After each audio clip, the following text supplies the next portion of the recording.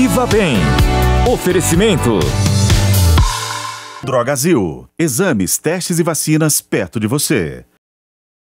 E aí, prontos para mais um Viva Bem recheado de dicas espetaculares?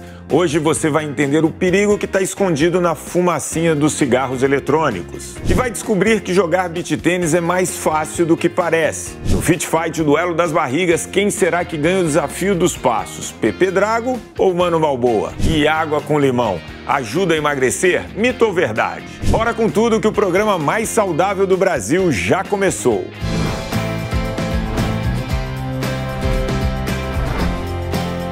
Jovem Pan Viva Bem, com Márcio Atala.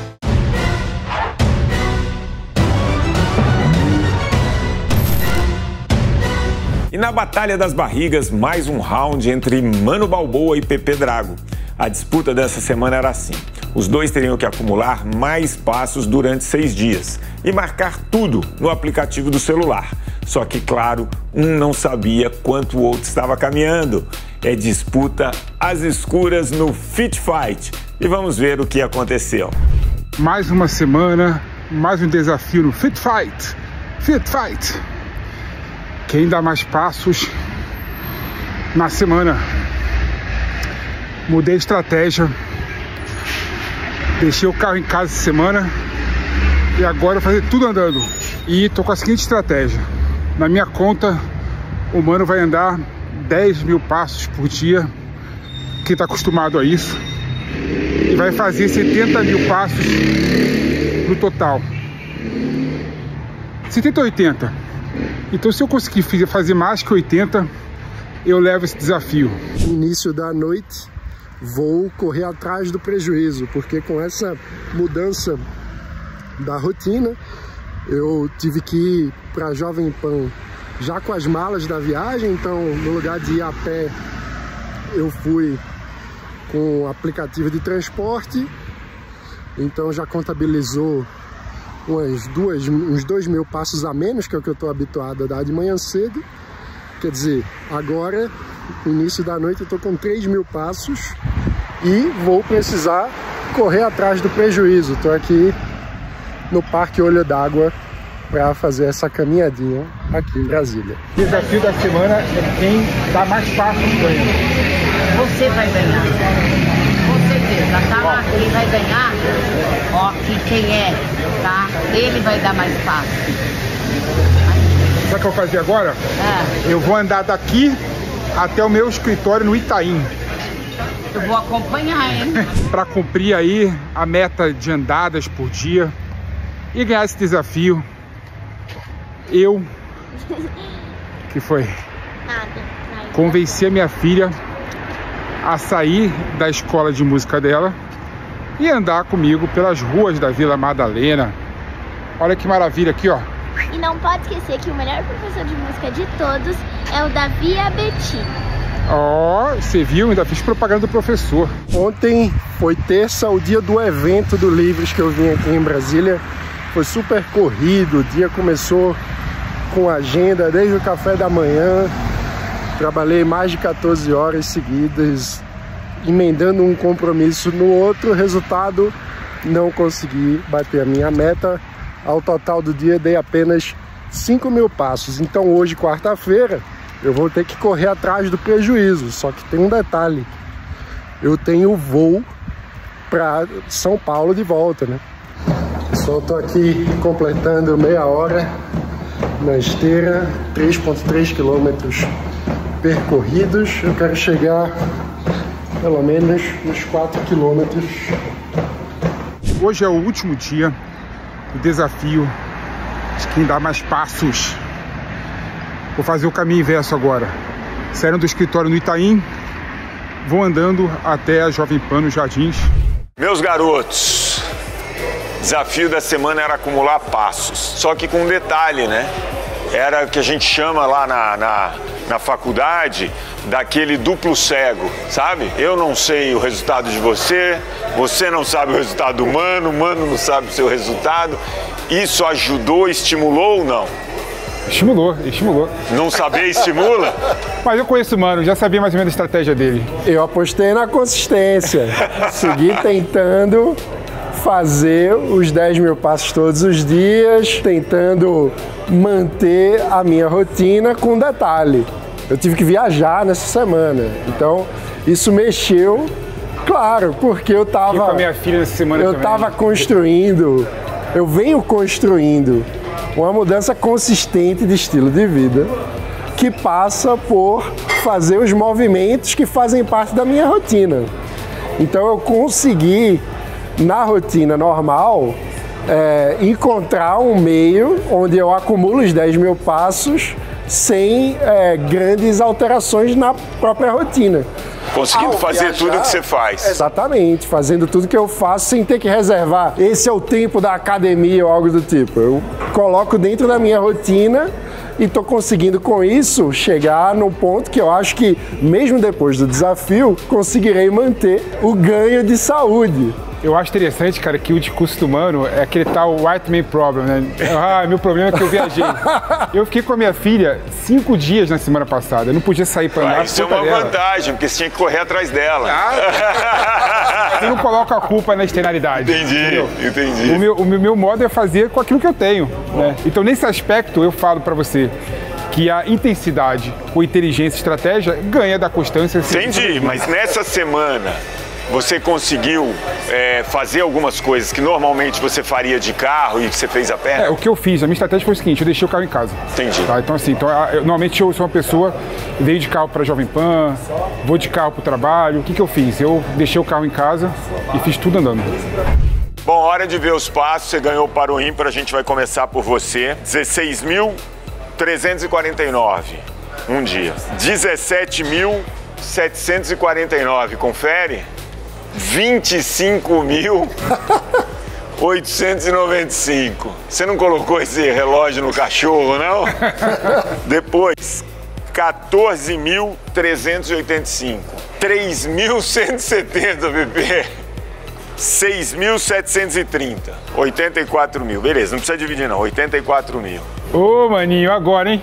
13.127. Bom. 42... Brincadeira.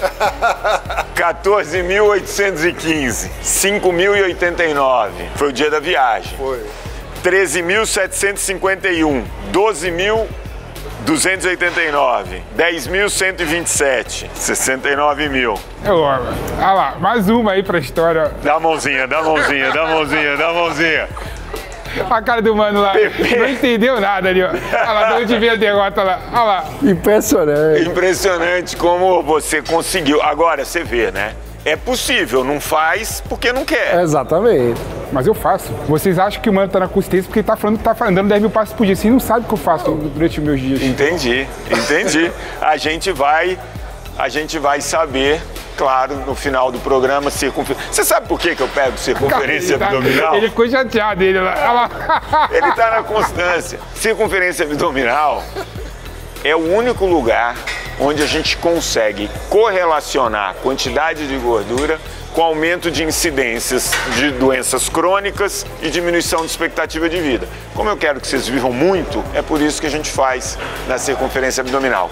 Mas bom demais, muito legal que vocês conseguiram manter essa quantidade de passos. Tenta manter. Quero ver manter Tá isso semana que vem. Ele tá incrédulo, cara. Eu conheço ele. Qual o placar? Dos 7-2. Nosso VAR chamou 7-2. Vamos medir a circunferência abdominal. No final você vai perder também. Semana que vem tem mais Fit Fights, o duelo das barrigas. Ele ficou puto, cara. Ele ficou puto de verdade, cara.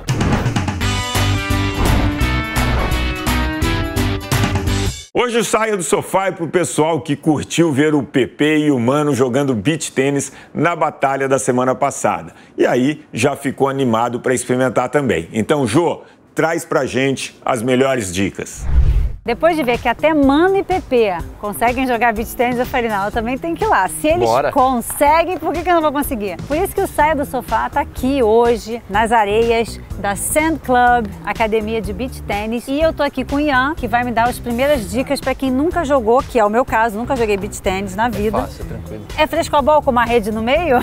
É quase isso, Joana. É um esporte bem fácil, bem interativo, todo mundo consegue jogar. Bem inclusivo, então. Exato, é isso que eu ia falar. falar. Eu já dei aula para senhores de 80 anos, como crianças de 5 também conseguem fazer. É uma coisa que agrega muito e por ser fácil, todo mundo tem vontade de jogar e pega realmente essa fama de todo lugar você vê beach tênis, porque realmente é um esporte que inclui mesmo. Agora vamos lá, falando aqui um pouco mais do beach tênis. A raquete ficou mais leve por causa das bolinhas? Na verdade não. A bolinha ela é um pouquinho mais leve, é como se fosse a metade de uma bolinha de tênis, o ar que tem dentro dela, né? Esses buraquinhos eles servem para perder a resistência da raquete, mas é uma coisa muito pessoal, tem umas que tem mais, tem umas que tem menos, cada um bate de um jeito, né? Fica mais leve então, né? Porque eu percebo, a raquete de frescobol ela é madeirona, né? Pesada. Ela não é vazada, né? Beleza, então eu nunca joguei beach tênis, então qual a primeira dica, assim? O que eu tenho que fazer efetivamente jogando para que a gente consiga trocar bola? O beach tênis, ele exerce muito o corpo inteiro ali na quadra,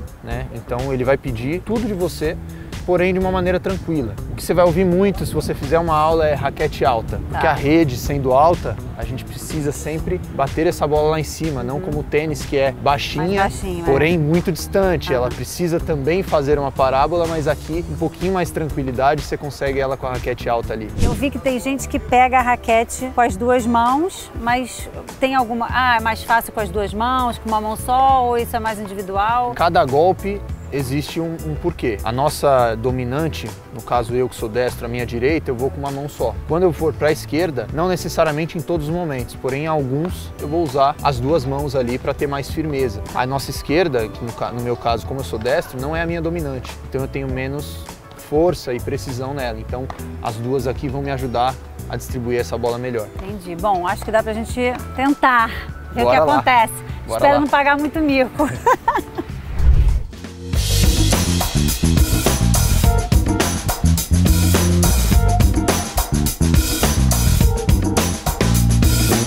Quero ver o que você faz com essa bola aqui. Que isso!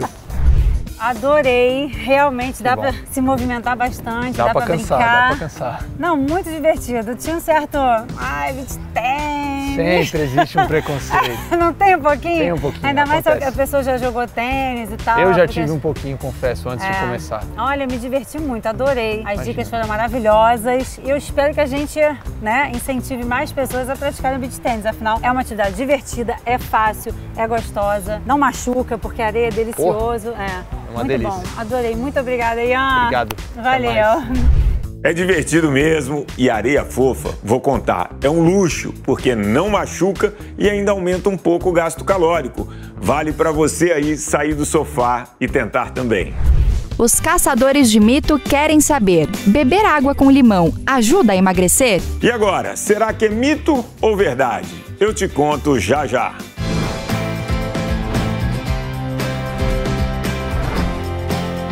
Jovem Pan Viva Bem, com Márcio Atala.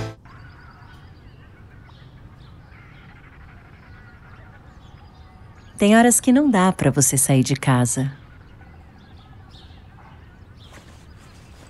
Por isso, nosso cuidado vai até você. Entrega rápida Drogazil. Obrigada. Em até 1 hora por apenas R$ 6,90. Peça pelo nosso app.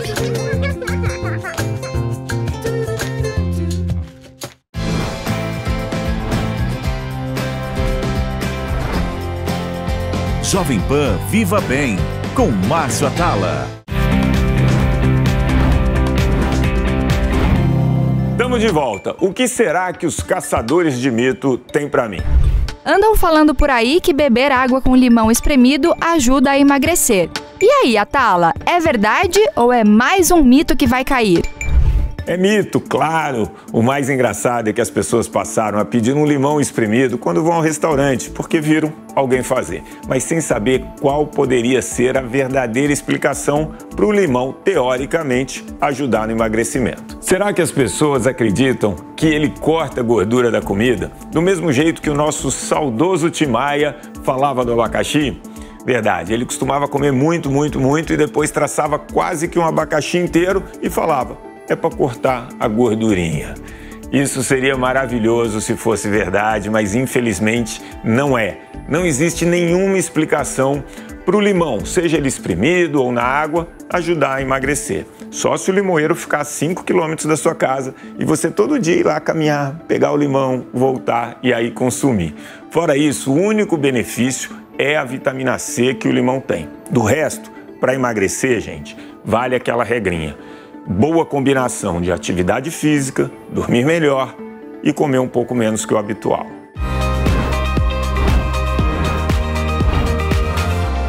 A solução para quem quer fumar, mas é proibido em muitos lugares por conta do cheiro e da fumaça, parece que foi resolvida com o surgimento dos cigarros eletrônicos. Mas que custo pode ter essa solução para os usuários? Para responder essas e outras perguntas sobre o vapor, eu tenho o prazer de receber a cardiologista a doutora Jaqueline Shows, professora livre-docente da Faculdade de Medicina da USP e diretora do Programa de Tratamento de Tabagismo do INCOR. Muito obrigado pela sua presença. Eu que agradeço e a pergunta é provocativa. Será que essa solução é uma solução ou ela traz mais problema do que o cigarro comum? Primeiro que na nossa legislação, no nosso país é proibido fumar qualquer produto fumígeno e o cigarro eletrônico está incluído. Então, por questão social, isso já é um problema que não se é permitido fumar. A legislação está aí e nem permite o uso. As pessoas têm até que se adequar, bares, restaurantes, em família, porque também o cigarro eletrônico, apesar de ser uma promessa de não ter cheiro e nem o que o cigarro incomoda, como o monóxido de carbono, tem outros componentes que também poluem o ambiente, que a gente chama de fumo de terceira mão. Ele tem substâncias nanopartículas, partículas ultrafinas nesse aerossol, que até em concentração é maior do que o do cigarro convencional.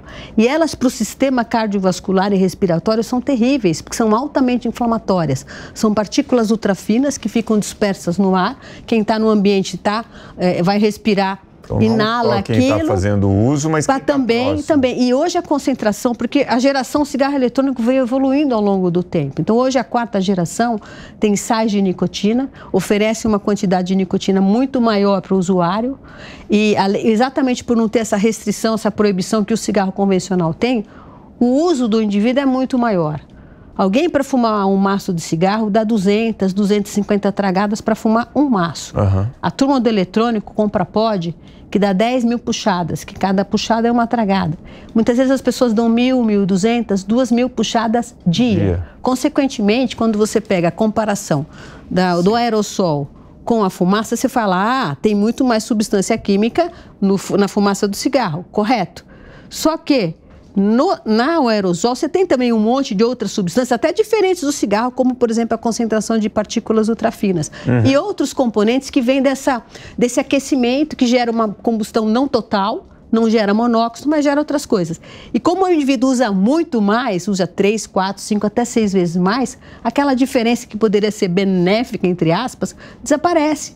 Porque a quantidade de nicotina no final do dia chega a ser maior até do que quem fuma cigarros regulares pela alta exposição e frequência. Então, de bom esse produto não tem absolutamente nada, nada. É engraçado porque essa comparação, quando você começou a falar, parece a cerveja com o destilado. Isso. Né? Tem menos quantidade de álcool na cerveja, só que ele bebe uma quantidade muito maior. Perfeita. E acaba que a quantidade... Perfeita essa analogia, ela é plausível, sim. E aí, o maior risco continua sendo o risco cardiovascular e também, claro, alguns tipos de câncer. E o que a gente percebe? Câncer é uma doença que demora muito tempo para a gente avaliar os impactos, mas acredito como o cigarro eletrônico, se você for ver, hoje a gente também tem uma outra situação que limitava a avaliação do impacto do cigarro eletrônico e muita gente fazia o duplo uso.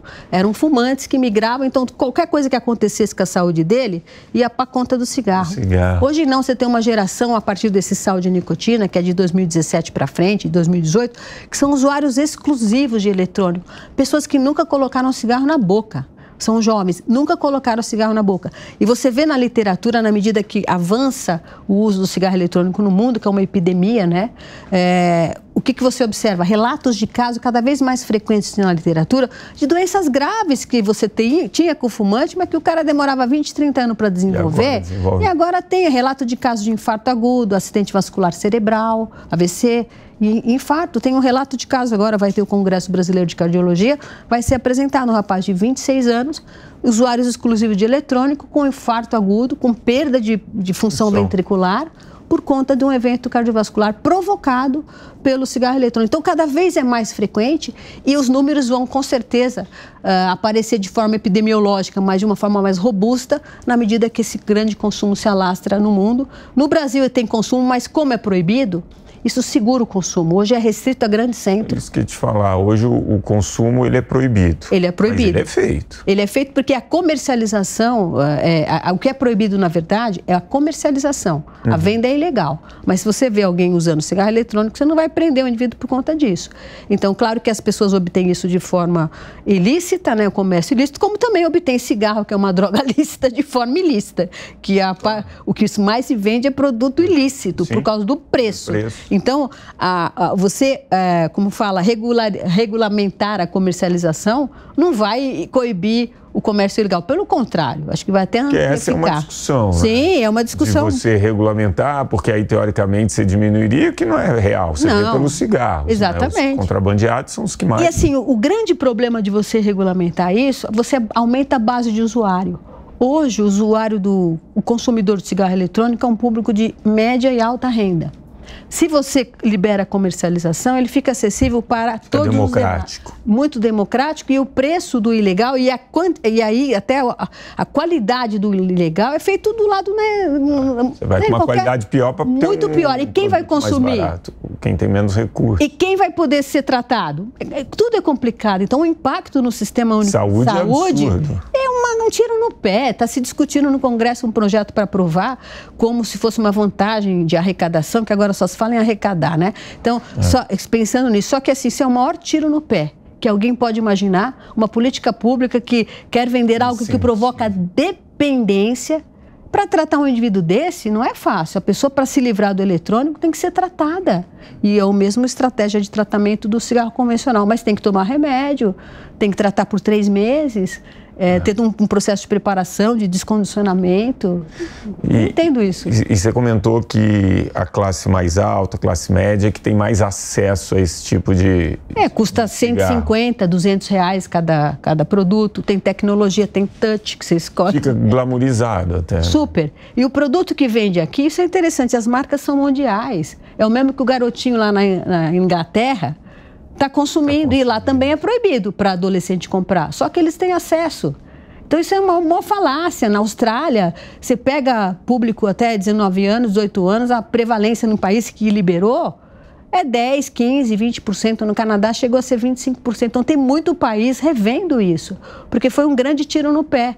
Eles acreditaram acreditaram, porque é uma crença, né? Porque não tinha dado suficiente, era uma crença baseada nessa comparação de fumaça com aerosol com quantidade de componente químico. Só que esqueceram de estudar o usuário. Como que ele usa? Como que ele se comporta? Como que ele se comporta? Droga. E aí a gente descobriu que o uso que ele faz é muito maior do que do outro, então aquela possível diferença é anulada, perdida, e até com outras características distintas que o produto tem que o outro não tem, como, por exemplo, partículas ultrafinas e outros componentes que são gerados, até desconhecidos, né? Gerados, tem pelo menos 2.000 substâncias quando você faz uma análise do produto. O cigarro tem 4.700, mas eu falo 2.000 substâncias, que vantagem Maria leva, com uma exposição tão massiva, né? Porque o cara fuma mesmo. E aí você estava falando, né? É um público jovem que faz o uso. Se eu voltar para a década de 80, sei lá, molecada fumava, eu lembro que, enfim, eu não fumava, mas enfim, você tinha molecada que fumava, mas se a gente pensar em saúde do coração, aquela juventude, ela tinha comportamentos muito mais saudáveis no estilo de vida. Sem dúvida. Porque tinha muito mais movimento, menos acesso a álcool, enfim, uma série de... tinha menos poluição. Sim, outro fator importante. Então hoje você pega uma população que já não tem um estilo de vida muito bom, e joga um trem inflamatório desse? qual o impacto que isso vai ter na saúde? Eu acho que é terrível e se vê até, como eu falei, você tem hoje dados epidemiológicos como relato de caso, mas na medida que você vai tendo isso vai sendo computado. Inclusive tem um CID para uma doença pulmonar que é específica do cigarro eletrônico, que é a EVALI, que foi uma síndrome respiratória um pouco antes do Covid, que dava uma insuficiência respiratória grave em usuários de cigarro eletrônico, basicamente porque o dispositivo que essas pessoas usavam, eles adicionavam, por exemplo, fazia tipo em casa mesmo, né? Adicionava substâncias que tinham vitamina E, que tem um componente inflamatório, às vezes tinha cannabis junto, maconha junto com o produto, THC. Então essa levou uma queimadura no pulmão, é uma queimadura que chegou a ter transplante cardíaco, foram 2.700 internações, mais de 70 óbitos. Então mostrando que o sistema pulmonar foi feito para receber ar, né? E de preferência puro, né? E é tão viciante quanto o cigarro? Muito mais. Sabe por quê? Porque não tem o cigarro para você fumar, você tem que se levantar, se retirar, não pode fumar em qualquer lugar, deixa cheiro, deixa rastro, né? Eletrônico não deixa rastro. Então, e outra característica do produto é o tipo de sal, é um sal de nicotina. Então, o pico dopaminérgico é muito rápido, mas o pico e a queda também é muito rápido. Aí fica repetindo. Por isso que ele chega a dar, como eu falei, 1.000 puffs, 800 puffs, 600 puffs. É mais difícil abandonar o cigarro eletrônico do que o cigarro normal? E é uma coisa interessante, a abstinência momentânea é muito mais intensa. A pessoa não consegue. Ela fala, vou deixar o pod ali, não vou usar, dá 5 minutos ela já está usando. Então, essa tolerância de suportar a abstinência nos primeiros dias é pior que o eletrônico. É engraçado isso. O cigarro tem boa parte comportamental, tem uma abstinência química, só que o teor de nicotina das pessoas do eletrônico é maior. A gente até tem uma pesquisa, está em fase de análise de dados, foram 400 usuários de cigarro eletrônico da cidade de São Paulo, do estado de São Paulo, frequentadores de bares, restaurantes, pessoa que não estava no consultório, né? Vão ter 100 pacientes que são de consultório, para a gente ver o percentual de nicotina e também usuários de cigarro convencional, para a gente ver. E assim, num dado preliminar meu, eu já vi que usuários de eletrônicos que procuram um consultório médico para parar, todos tinham um nível de nicotina acima de quem fuma 20 cigarros por dia. Caramba. Então agora a gente vai ver na prática clínica, esse pessoal que é novo, muita gente jovem que está usando, usa o produto há pouco tempo, a médio tempo e alto tempo. É interessante que é perguntado também nesse questionário uma autopercepção do consumo. Então essas pessoas que estão usando o produto há mais tempo já percebem claramente, ele já sabe a marca que é o produto que ele tem, até por questões financeiras. Ele vai vendo que cada vez ele precisa usar mais. Então ele procura um teor de nicotina maior, um dispositivo que ofereça mais puxadas, porque ele fica totalmente dependente, ele tem que ter um em cada lugar, porque ele fica destruído se tiver sem. Agora, quando você para o cigarro, né, falam assim, depois de 3 anos que você parou de fumar, o risco para você desenvolver câncer e tal é o mesmo de que, enfim. Para o cigarro eletrônico serve a mesma lógica? O que a gente percebe é interessante. Como as pessoas muitas são jovens, às vezes eles não têm sintoma. Ele não percebe sintoma. Enquanto o usuário, sempre pergunto, você tem algum sintoma? Alguns percebem, mas a maioria não. Vem incomodado com o grau de dependência. O que motiva um usuário de eletrônica a parar de usar é ficar refém do uso eletrônico. Ele fala, é impossível parar isso aqui. Né? E também perceber alterações de humor, que está mais ansioso, irritado, que deixou de fazer um monte de coisa porque só quer fumar eletrônico. A pessoa tem uma percepção ruim na medida que a dependência vai se instalando. Bom, quero super agradecer esse papo, porque é importante a gente alertar as pessoas. Hoje a gente vive num meio ambiente onde você tem informação de tudo quanto é tipo. Muito ruim, né? Também. Muitas informações que não são as melhores, eticamente corretas e moralmente também. Então, trazer esse tipo de informação, esse tipo de alerta para as pessoas é muito importante. Super obrigado. Eu que agradeço, uma honra participar do teu programa. Muito obrigada. E o Viva Bem está acabando, mas eu tenho certeza que você não quer guardar todas essas dicas só para você, é muito egoísmo. Então, bora, acessa lá o YouTube, canal da Jovem Pan News ou no meu canal Márcio Atala e compartilhe o link do programa com todo mundo que você gosta e quer ver cheio de saúde. Semana que vem a gente tem nosso encontro marcado. Até lá!